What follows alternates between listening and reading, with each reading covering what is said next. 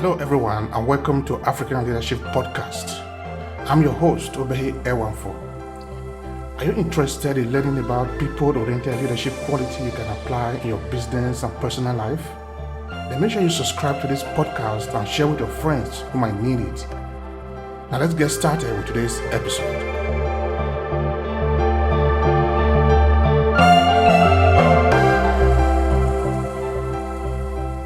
My definition of his philosophy of leadership will trace its roots to the 1950s, after which Obafemi Awolowo founded and organized a political party called the Action Group. That was in the Western Nigeria to participate in the Western regional elections of 1951.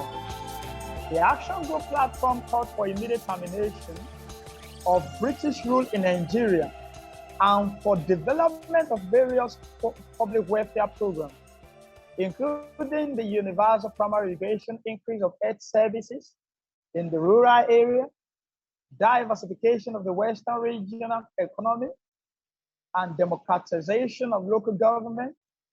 The Action Group won a majority, and in 1952, Awolowo, as president of the Action Group, became leader of the party in power in Western Nigeria.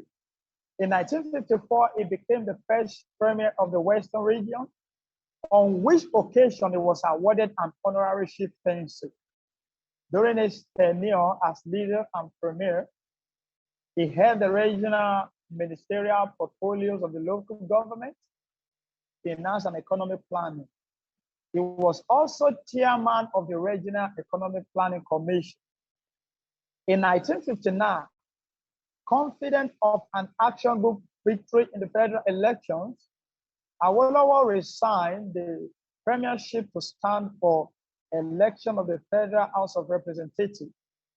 About that time, he published his second book, Power, an autobiography of Chief Obafemi Awolowo, in which he was once endorsed federalism as the most appropriate form of government for Nigeria. He also outlined the successful history of the Action Group and was optimistic of Nigerian independence. On this note, his power struggle. In 1959 election, where it became an important turning point in Awolowo's career, for the Action Group was decisively defeated. And Awolowo found himself as a leader of the opposition in the Federal House of Representatives, while the deputy leader of the Action Group, Chief S.L. Akintola, remained the premier of the Western region.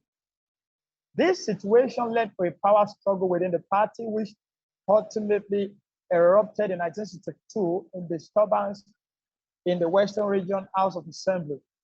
The federal government intervened and suspended the regional constitution. And when normal government was restored, the Akintola faction actually won. Akintola and his followers withdrew from the Action Group to form the Nigerian National Democratic Party, which governed Western Nigeria until 1966. In 1963, Awolowo was actually found guilty of an act of conspiring to actually overthrow the government of Nigeria, and actually was sentenced to 10 years of imprisonment. This was actually later found to be an error because it wasn't actually true, but it actually suffered for that. And I think it takes the blame for that act. And in 1966, however, was claimed to actually attempted the coup d'etat, which led to the suspension of the Nigerian Federal Constitution and the empowerment of a military government, which promised a new constitution. That year, while Awolowo was in prison, he wrote Thoughts on Nigerian Constitution, in which he argued for the retention of a federal form of government composed of 18 states. Later in 1966, He was released from prison, and the following year was actually invited to join the federal ministry government as Federal Commissioner of Finance and as Vice Chairman of the Federal Executive Council. While in 1968, Awolowo published his fourth book, The People's Republic, calling for federalism, democracy, and socialism as the necessary elements in a new constitution, which will lead to the development of a stable and prosperous Nigeria. Although he praised the federal military government for creating the 12-state federal system in 1967, he predicted further political difficulties because these states had not been based on ethnic and linguistic affinities. Awolowo actually continued to serve the government as a Commissioner of Finance and Vice Chairman of Federal Executive Council throughout the years of Nigerian Civil War and Biafra in 1967 to 1970. And in his book, The Strategy and Tactics of the People's Republic of Nigeria in 1970, he implied a position which he will state more firmly in subsequent years, that the government post-war spending should be devoted to development rather than to military. However, he resigned in 1971 to protest the government's continuation of military rule. And in 1975, following the overthrow of the Gowon government, Awolowo issued a press release questioning the country military spending. In 1979 and 1983, he ran for president as the candidate for the Unity Party of Nigeria, after which he lost to Shehu Shagari. Awolowo returned to private life until upon the overthrow of Shagari government in 1983. And he was actually seen as a man who knows how to act when he is supposed to act, and a man who is supposed to take over when necessary. Thank you so much. That is really bright and really quite in depth. Now, what do the people, maybe looking at where his place where he is born today, or maybe other Nigerians who are conversant of history and the impact of people like Chief Obafemi Awolowo, when they think back to what he has done, what do they really think of this great individual in the Nigerian history? So many Nigerians quite believe that Chief Obafemi Awolowo has so great ameliorative principles to actually bring Nigerian out of the decadence and the doldrum that Nigeria is actually wallowing. And sincerely speaking, if we all must be sincere to accept, in the name of truth, honesty, and justice, we all believe that Chief Obafemi Awolowo have in his archive many solutions to make Nigeria great. If he was able to emerge as the president during his time. But unfortunately, there were many factions and caucus and conspiracy that actually thwarted his ambition in becoming the president, which had it been he was supposed to, he actually emerged as the president of Nigeria then, we all believe Nigeria will have been able to take proper dominion, not just in Africa alone, but also in the world at large. Because of his diplomatic view, his ability to be able to act as a strategic leader, his ability to invest strongly in education and infrastructure, raising up brilliant minds and young sharks, making a diplomatic and memorandum of understanding bilateral agreement with great nations and, securing allies who will be able to help Nigerians to actually further in progressive advancement. So Chief Obafemi Awolowo is truly and forever a great leader. People usually do face challenges as they embark on their career. Now, what do you think was the biggest challenge that Chief Awolowo faced in his time? The biggest challenge that Chief Awolowo actually faced during his time was when there was a faction in between him and Chief Ladoke Akintola.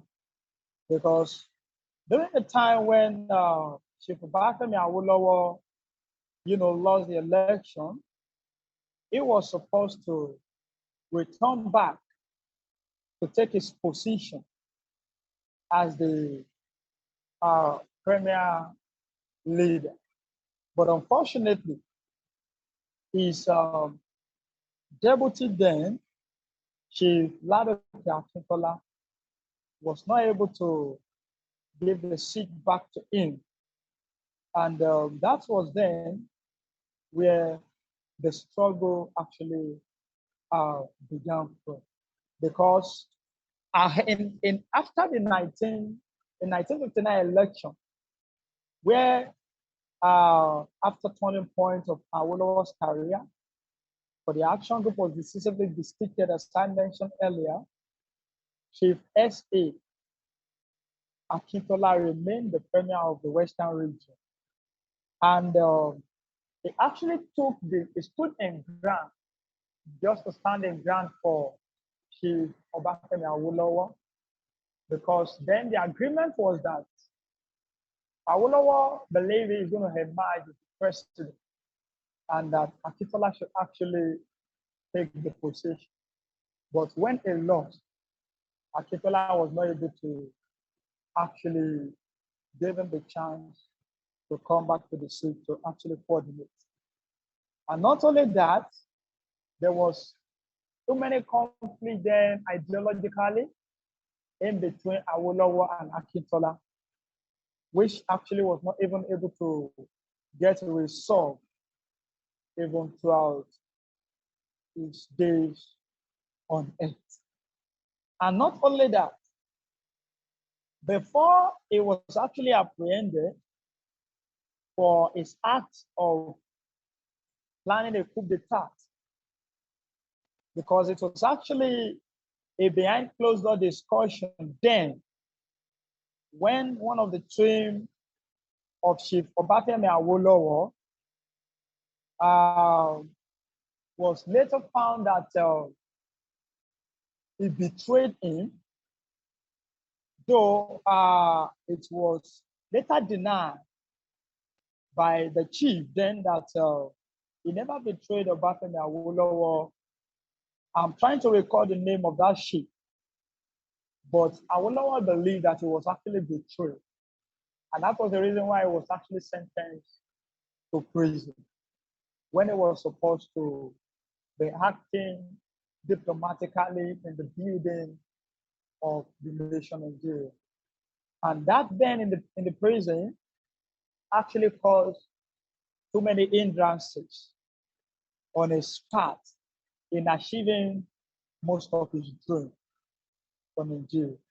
What would his own type of leadership mean in the Nigeria of today? Because like I was saying before, the Nigeria of today compared to the Nigeria of Chief Awolowo is completely different. Say, assuming he was around today, what do you think his own type of leadership would mean in present Nigeria? Thank you. And there is something we call this thing we call leadership, has to do with ability to inspire people, ability to take the lead, ability to blaze the trail, ability to set the pace, and ability to make good use of the SWOT analysis, which is the strength, weakness, opportunity, and threat. Had it been that Chief Obafemi Awolowo was able to emerge as the president, he would have been able to put up in places too many things that needed to be well strategically arranged. He would have been able to give us a strong political foundation in Nigeria. He would have been able to strategically position brilliant minds, educational path, political, economic.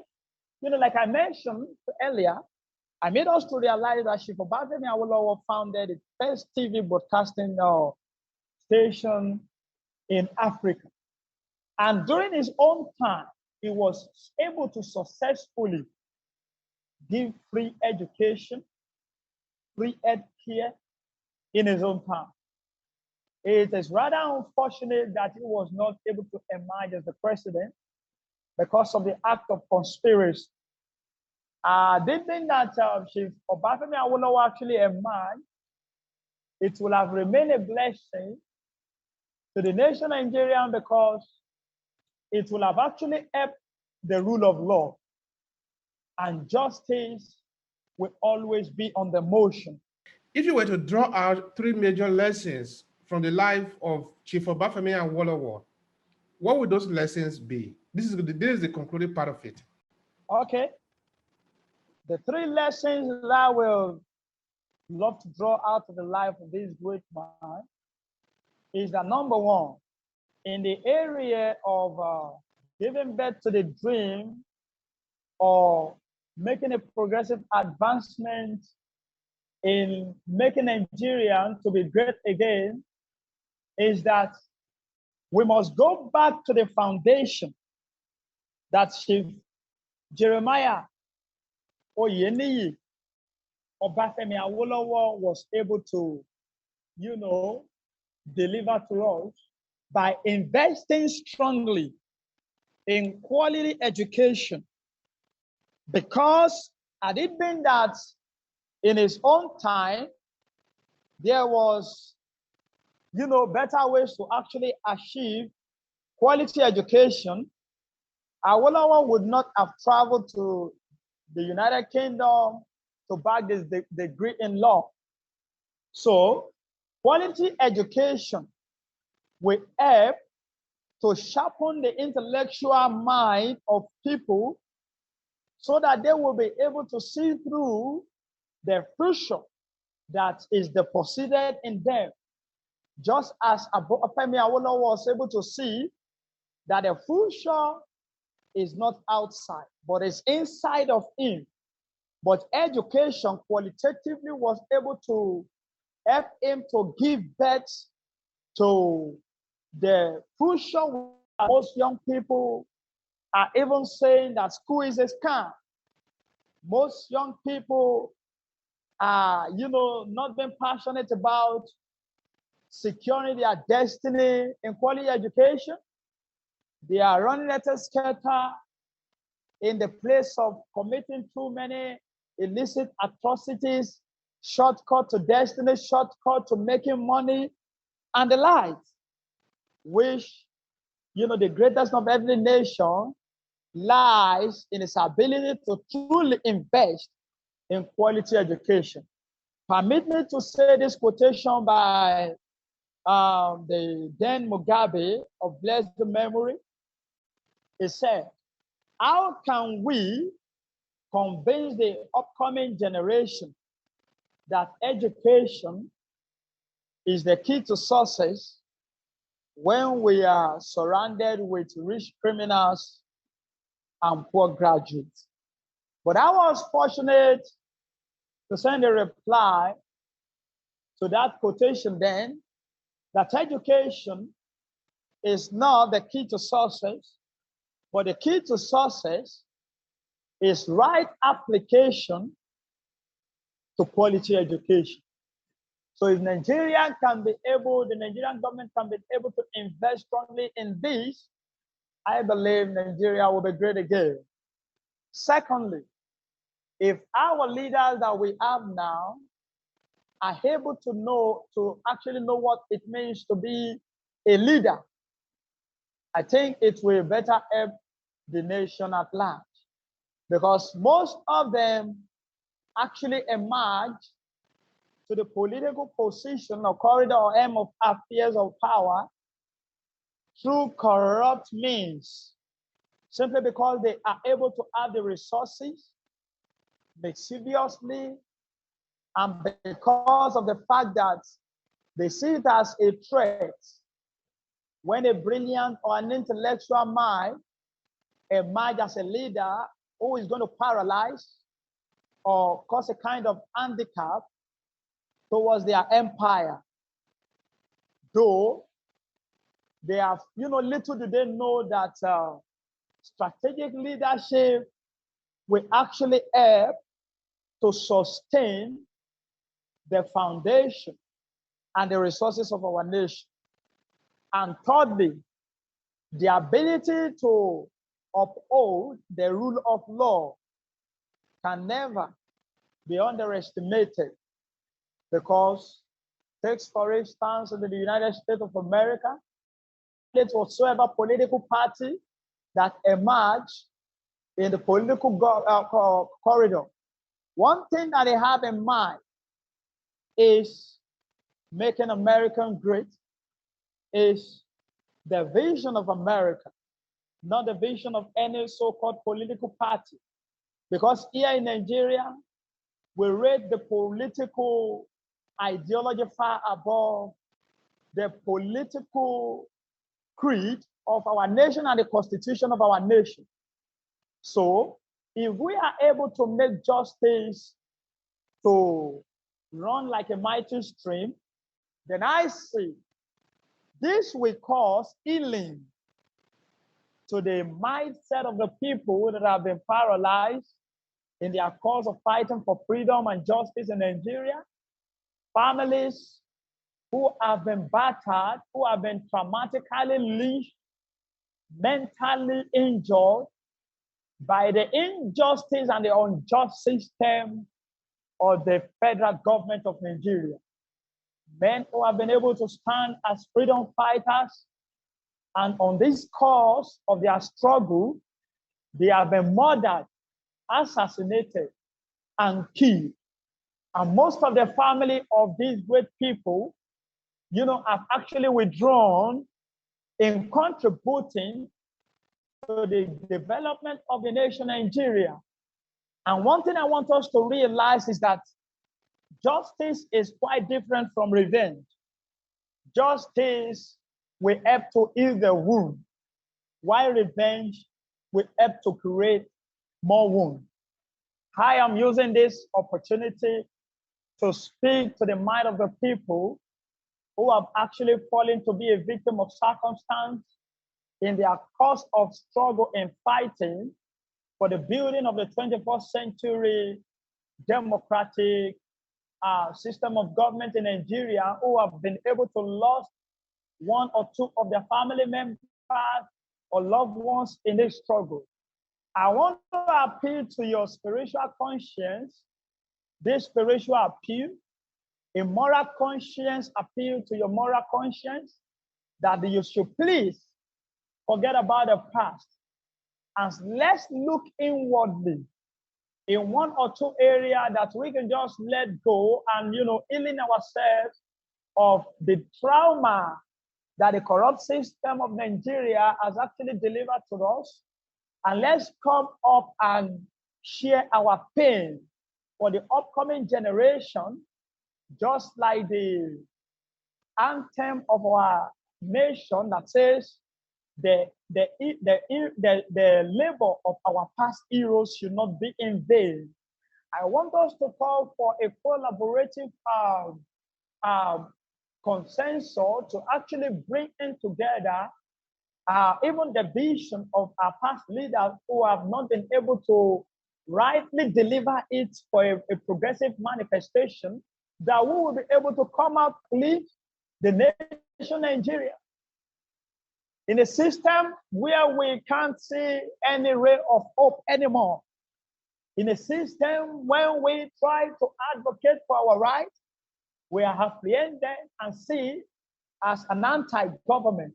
I want to make a moral appeal to the moral conscience of the Nigerian citizens, both home and in the diaspora, Can we please begin to voice out just as this right platform from our brother Obehi have been able to begin to put all these, great altars together where we can begin to burn the incense of our agitation and the incense of our vision to be able to rise up to the global community and bring this nation out of this decadence. And I believe that it is not too late for us because Nigeria is not too damaged beyond repair. And I want to appreciate our brother, Obey, for this great move and for standing in gap as also an apostle in a time like this, a deliverer in a time like this, and helping to raise up some more intellectual godly champ who will be able to take charge in years to come. And lastly, permit me to say this and I will be done. I want the young people who have not been able to get married to be very cognizant of the fact that at the place of marriage, it has too many ways to actually go when it comes to fulfillment of destiny and purpose. The present Vice President of Nigeria, Professor Yomi Osibanjo, happened to be a grandson-in-law to Chief Obafemi Awolowo. He was able to find himself into that lineage, and that lineage channeled him right to the corridor of power. What am I trying to say? Is that the friendship that we are making today is going to be the connection that will help our children and our unborn generation to actually walk up to and see as a ladder that will help them to get to their land of fulfillment and their promised land. So youth of nowadays who have been engaging themselves in illicit atrocities, internet scamming, blackmailing the name of the nation, I am appealing to you, try to have a repentant heart and come and walk. The friendship you are trying to make with these people through mischievous way, you can still make through and break through an incorruptible platform. We all will emerge to the promised land and lead this nation, Nigeria, to the promised land without anyone being left behind. My global hearers and viewers, thank you, my brother Obi. God bless you. God bless me. God bless our organization. God bless the Federal Republic of Nigeria. God bless the concerned citizens of Africa. And God bless the whole world. Thank you so much. If you enjoyed this episode, make sure you subscribe to the podcast and share with your friends who might need it. I remain Obehi Ewanfo from African Leadership Podcast. Thank you for listening and talk to you next time.